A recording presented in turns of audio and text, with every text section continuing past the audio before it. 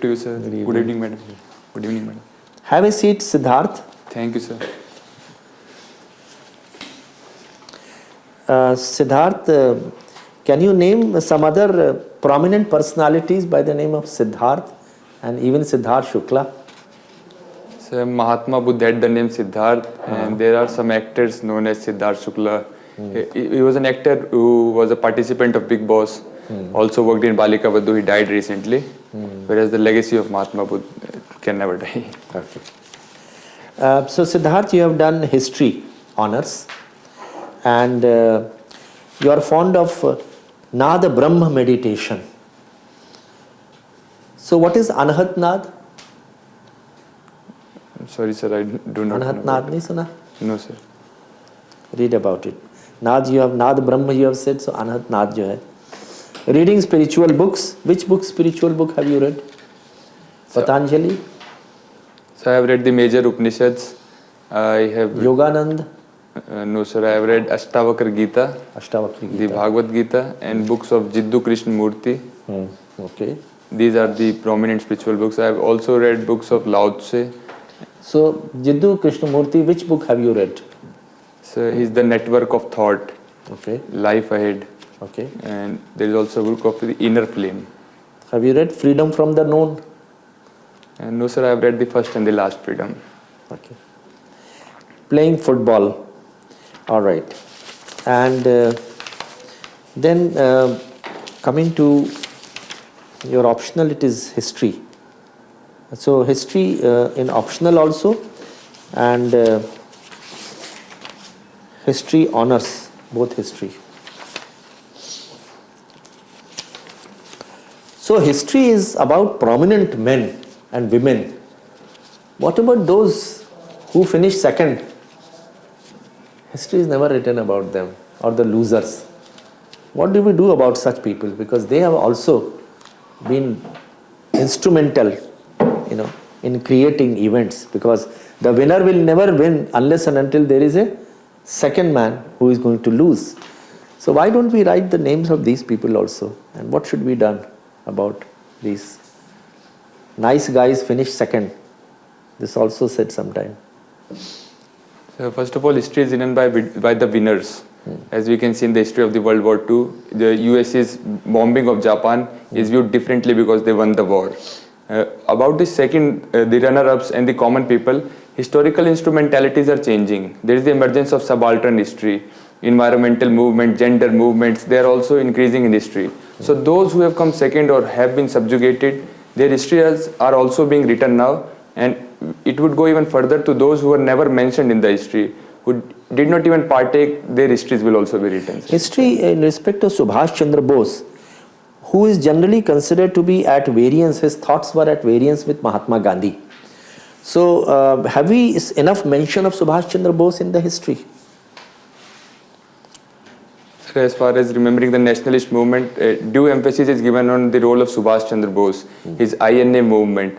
There are some historiography that did not give that attention to Subhash Chandra Bose, but his remarkable role as a Congress leader and then as a leader of the INA and then as a leader of the forward bloc, it is also mentioned in history. Recently the government took some step of, in respect of Subhash Chandra Bose, something was done in Delhi. What was that? So first of all, under the erstwhile imperial canopy, a statue of Subhash Chandra Bose was installed at the Kartavya Path. Second of all, his birthday, which comes on 23rd January, has been declared as the Parakram Divas. Thirdly, the major islands in the Andaman and Nicobar archipelago have been named have been renamed on his birthday as Shaheed after the 21 Paramveer Chakra awardees. Who were the mentors or political guru of some of the top leaders of the freedom struggle, starting from Mahatma Gandhi? So the mentor of the Mahatma Gandhi was Gokhale Sahab, Gopal Krishna Gokhale. The mentor of Subhash Chandra Bose was Chittaranjan Das, C.R. Das. Okay. All right. Now, can you tell me why there is so much of attrition in private sector? not in the public sector. So first of all, the labor laws are strictly enforced in the public sector. So even during times of recession, when the economy is not doing well, the public sector cannot hire and fire employees immediately. Whereas in the public sector, there is the contractual employment, which makes them easier to hire and fire workers. Second of all, sir, the private sector works on the principle of profit, whereas the public sector also sees public interest as well as national interest. So a company working on the basis of profit can and would fire employees when its profit are decreasing, whereas a public sector enterprise may take a different view. Can you tell me, there are two types of, there are various classification of leaders. One is ethical and the other is unethical. Can you name some of the ethical leaders of the world and unethical leaders of the world? So some of the greatest ethical leaders of the world are Ashok Samrat, who was the first king of the world to declare a welfare state. Second, in India, Mahatma Gandhi, he was one of the paragon of ethical political leaders. As far as the unethical leaders are concerned, Some others? There are just two you have mentioned, both from India. What about abroad, in other countries, ethical leaders? so ethical leaders, other ethical leaders are Abraham Lincoln of United States, who led his country during a civil war.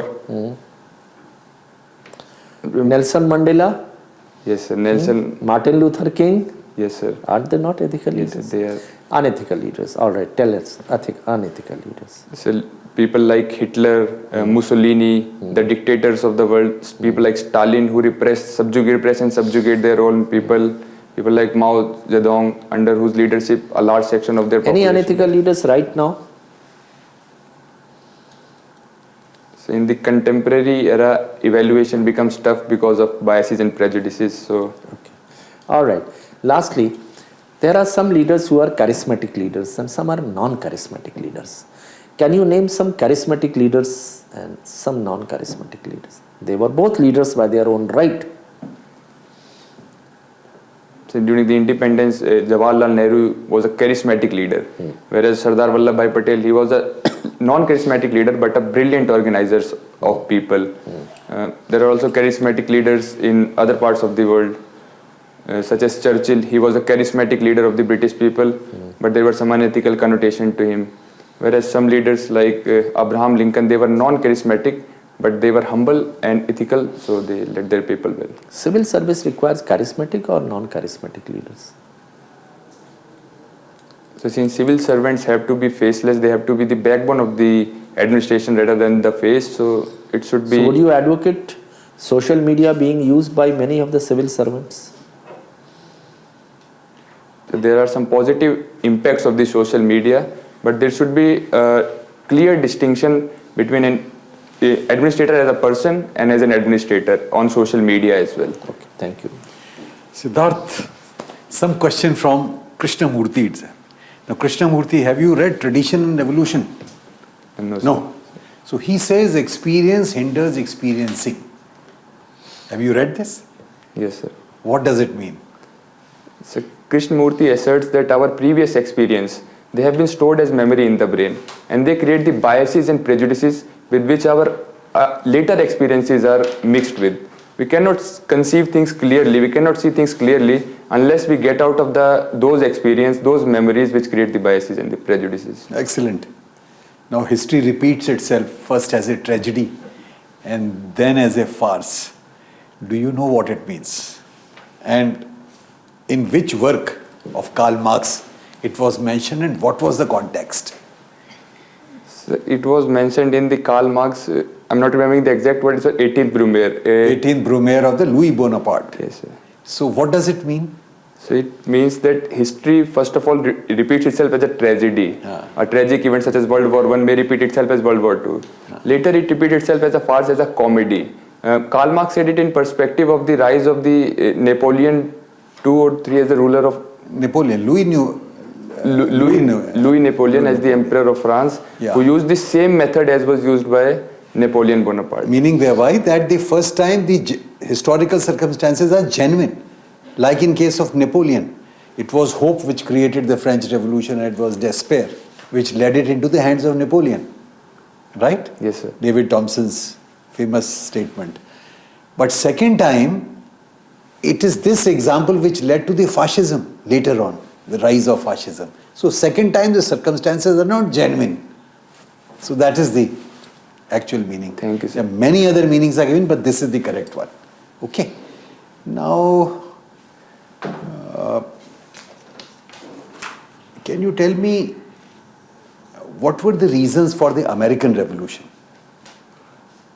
Is it in the syllabus? I think it is. Yeah. Causes of American Revolution. So first of all, the economic. And what were its consequences also? Okay. Briefly.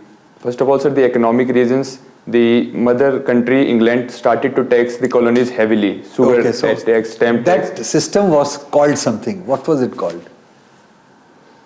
Mercantilism. Yes, sir. Yeah. Mercantilism. Yeah. Second of all, sir, political enlightenment in America and emergence of leaders like Washington, Jefferson, who advocated independence and independent pathway. Third of all, sir, the reign of King George, it hastened the events. What was Boston Tea Party? I'm sorry, sir. No problem. No problem. You can always. Okay. And what was its consequence? Something else happened. Somebody fought there and then went back home and. Lafayette fought in that war, and it heralded the transatlantic revolutions. Right. There were revolutions in France, there were revolutions in South America under Bolivar. Second of all, politically, it heralded the birth of the nation states run by a constitution and principles like And the nation equality. state came up after which? In which year and which peace was that? Peace of Westphalia, 1848. Yes. Have you studied that? The modern nation state system, Sir, in which sovereignty concept came up. Okay. I'm sorry, sir. I'm No unable to problem. recall. No problem. Thank you. Which period history fascinates you most? Sir, ancient Indian history. Ancient history. It was which king who converted the Roman Empire into Christianity? So he was Emperor Constantine. Which one? 1, 2, 3, 4. I'm sorry, sir, cannot. And which was the Constantinople king under whom Istanbul was lost to the Turks? Sorry, sir, I'm Okay. unable to recall. Interesting. Let's read that. You said history is written by the victors. So India was conquered by Mughals first and then the Britishers. They wrote our history. And now there are a lot of people who are saying that the history must be corrected. What is your view? So history should be rewritten when new analytical tools, new discoveries are made. So history is a living subject. It is a dialogue between the past and the present. As the present would evolve, so would be our perspective on the past. So rewriting and correcting history is a continuous process that goes on, but it should be an academic and objective endeavor rather than being weaponized or made a political tool. So you think somewhere in those 500-600 years, the actual history was forgotten because the victor wrote it and there is a need to correct it? Like a lot of students like you who's come, I've asked them, have they heard of Ahom dynasty? Have you heard of Ahom dynasty? Yes, sir. You have heard, but some people haven't.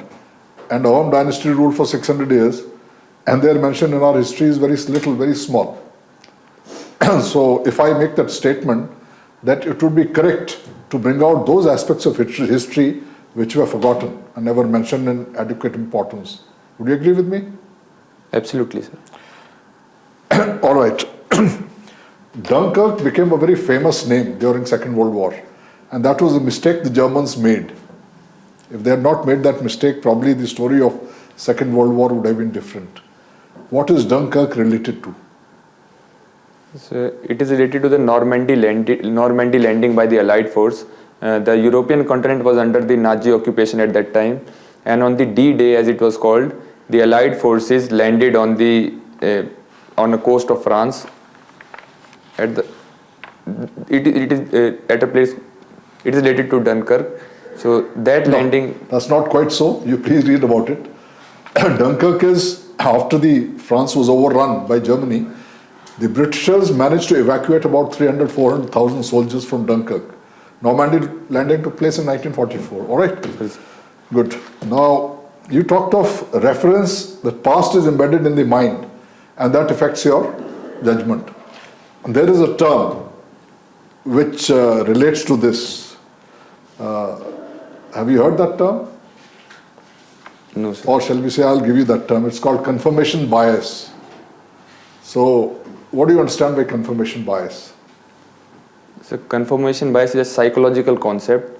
It means that individuals have preconceived notion about things, and if they perceive things to be in accordance with their preconceived notion, they readily believe it to be true. So Yes. Or they dig out statistics and information that proves what They- they believe in. Yes. That's confirmation bias. There was a mutiny before, a naval mutiny by the Indian Navy post Second World War, which, while not much talked of, had a major impact on the Britishers. That Indian army is not governable now, that they cannot be trusted. Have you heard of this mutiny? yes, sir. Just tell us something about this. So it was the Royal Indian Navy ratings mutiny. It began with His Majesty ship Talwar. The Indian ratings, naval ratings, they were not treated well. So they started to rebel against the authorities.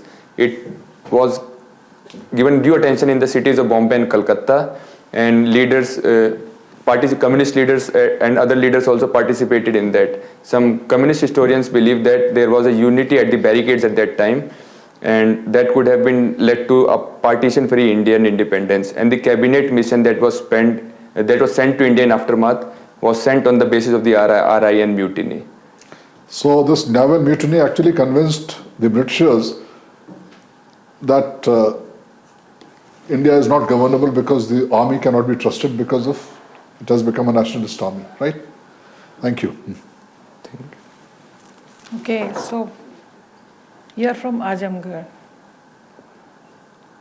Can you name some political or literary figures from your place? Rahul Sankrityayan was born in Azamgarh. Pandit Ajodhya Singh Prasad Haryod. Also Sibli Nomani, he was a rationalist theologian as well as a writer.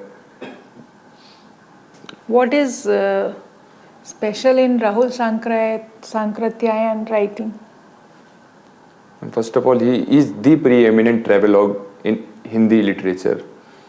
Secondly, his works on Buddhist work. He went to Tibet, he bought about a large number of books, and he translated them to Indian Sanskrit, which reinvigorated the research into Buddhism. Your father is a journalist. Did you ever think of adopting journalism as a profession that is equally challenging?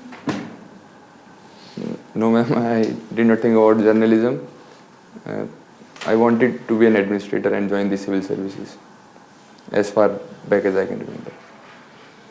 What is the main interest of your father in journalism? Which news items does he cover? My father is a political editor. Political editor. Yes, ma'am. He writes in newspapers like National Coverage, Lucknow Samachar. These are local regional newspapers based in Uttar Pradesh. Okay. So, can you give details of a few social issues of Haryana? First of all, ma'am, there is the issue of declining lower child sex ratio in Haryana. Secondly, crimes against women.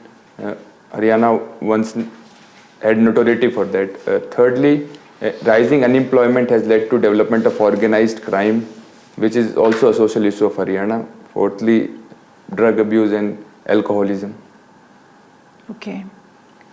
What do you understand by good governance index? And the Good Governance Index is given by the Government of India Ministry of Personnel, Public Relation and Grievances. The Good Governance Index ranks various states of India on an objective parameter and gives them their due ranking in the index. Okay, one last question. What do you understand by national e-government strategy? The National E-Governance Strategy is developed by the same Ministry of Personnel and Grievances. It lays down the framework of adoption of digital technology and e-governance at various aspects of the governance. At various it makes declarations like Ceylon Declaration, etc., for furthering e-governance in India. Okay. Siddharth, what is wrong with manufacturing sector in India? First of all, ma'am, manufacturing is concentrated in capital intensive sector as compared to the labor intensive sector. Second of all, the Lewisian transformation from agriculture to manufacturing in India has been skewed. There has been transformation from agriculture to services in which manufacturing has been given short shrift. Thirdly, there is a lack of skilled labor in India. According to VBox and surveys, around 50% of graduates in India are So you're unemployable. suggesting we should make manufacturing sector more labor intensive? Yes, Is that what you suggested? yes, ma'am. All right.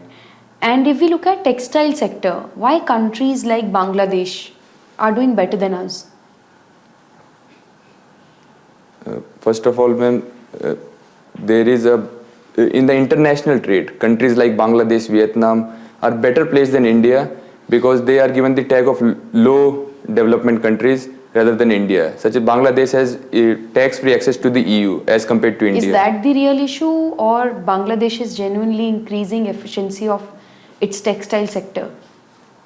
Yes, ma'am. That is also a part of it. Bangladesh is improving its efficiency, its women-centric policies, its incentives to small-scale industries led by women as well as medium-scale industries. These are also factors that help What do you Bangladesh. understand by capital to output ratio?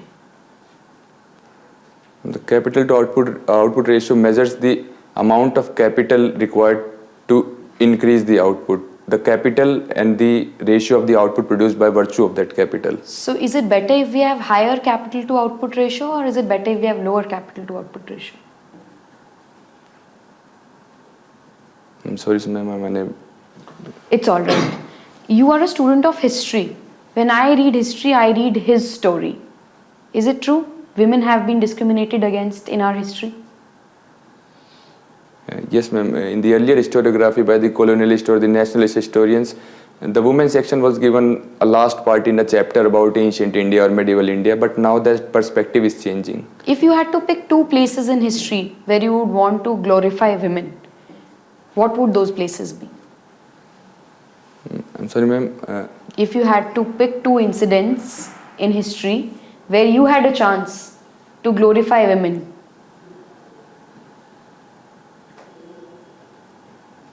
I'm sorry, ma'am. I'm unable to understand the okay, importance. I'll help you better.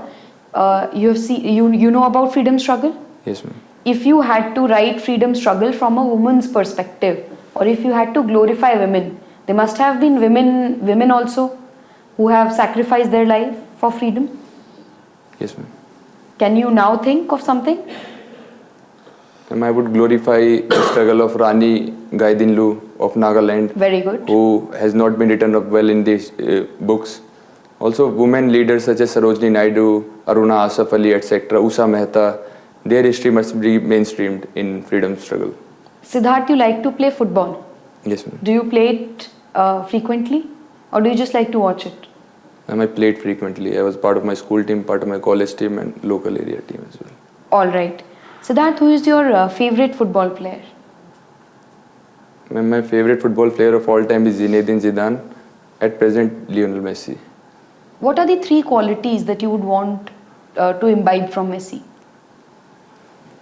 The first quality is humility, that howsoever be successful you are, be humble. Second of all, teamwork overtakes individual talent always, be a team player.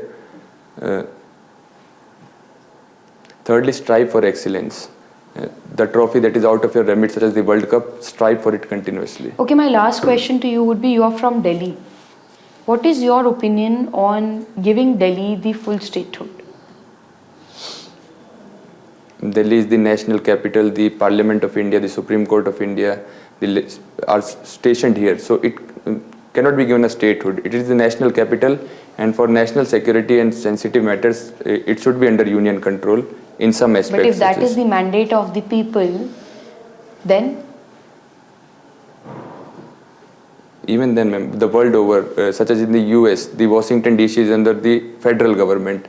In Delhi, it houses the parliament, it houses the Supreme Court. It cannot be given to another government rather than the union. The police, the public order, this must remain under the union. All right, thank you. Siddharth, your mock interview is over now. You will wait outside for a few moments. We'll call you again for giving the feedback. Thank you, sir. Okay. Thank you. May I come in, sir? Come. Have a seat, Siddharth. Thank you. Shall we call you Siddharth Shukla or Shukla? Shukla, sir. Normally, Shukla are used by the feminine, and Shukla, Bishr, and Gupt, they are generally the male Yes. surnames, and women are, they write A. Yes, sir. Ah. Okay. So, Siddharth, when is your interview? So 7th March. This is the first time you have got a call? No, sir, second time. How many marks did you get last time? So 149 only. Acha. How do you think you fared at this mock? Average, sir. You're superb. Thank you. Very good. Excellent. Done very well. In all aspects. Whether it is articulation, whether it is communication, choosing right words, very rational answers, even the difficult topics you were able to come out quite admirably well. And your presence of mind, your mental alertness, and also the fact that you were at no point of time you were trying to bluff. That again was a great quality about you.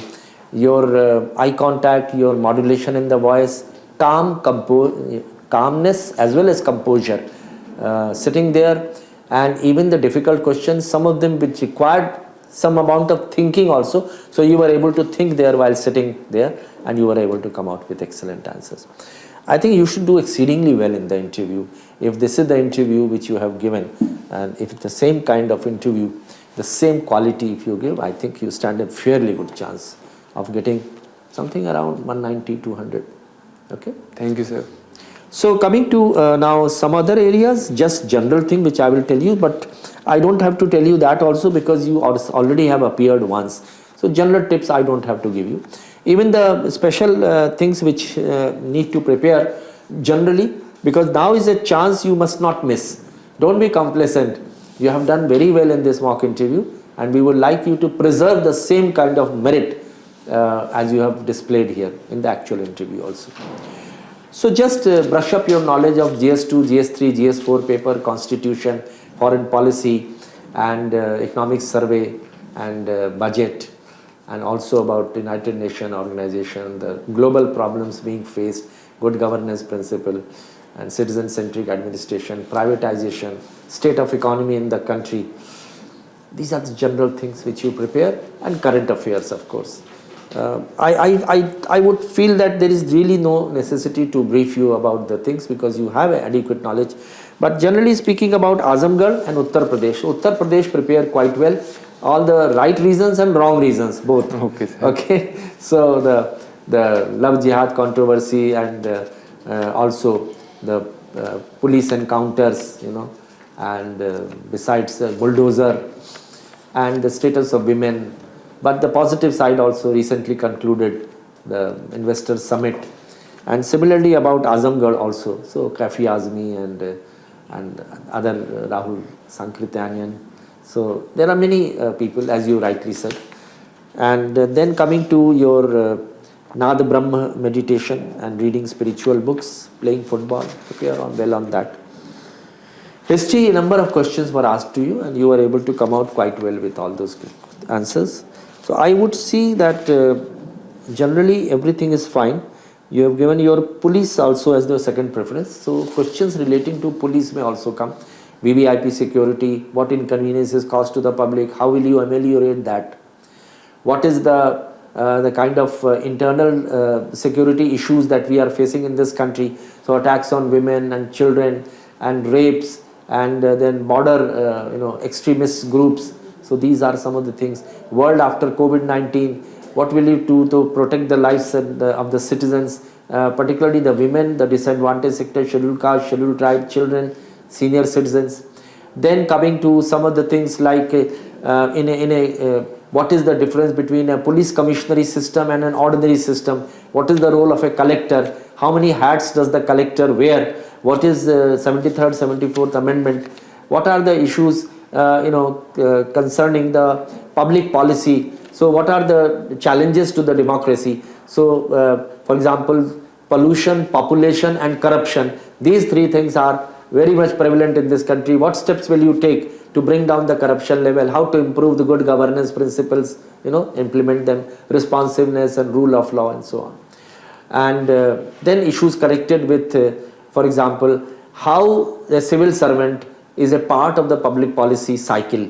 So the 6 steps of public policy cycle, you go through that. What attracts you to the civil service? Again, a question is often asked. So you must give some cogent reason why you want to come to the civil services. And then generally the SDGs and MDGs, what are our rankings? Some of the controversial issues like Article 370, prepare on that, citizenship register, hijab controversy, Central Vista project and Statue of Unity, then like Ayodhya temple, prepare answers on that, reservation policy. So this would probably cover up everything, and if there are any questions which you have in your mind, you can ask us. And also do prepare on the foreign policy. That is something which many questions can be asked, because the world is becoming a disordered state, the world now. The entropy is rising, the disorder is rising, and every day there are disturbing reports of United States coming out with certain statements, Biden going to and that adds adding fuel to fire, and then Putin is coming. So some questions can be asked about India's policy stand towards Russia-Ukraine war. Is it the correct stand? Okay. And then similarly, what has India gained out of Russia-Ukraine war? Why are we moving towards deglobalization from globalization, Atmanirbhar Bharat and issues connected to that? Every country has to think about its own people nowadays, so looking inwards. So that kind of approach now every country is adopting. It started with Donald Trump when he started talking about American first and so on. If you have any questions to ask, you can ask us. Otherwise, everything is perfect. No, sir. All the best to you. Thank you, sir. You will do extremely well. And going by the standard you have given here, definitely you are extremely good quality, and your performance is simply outstanding. Good evening, sir, and good evening.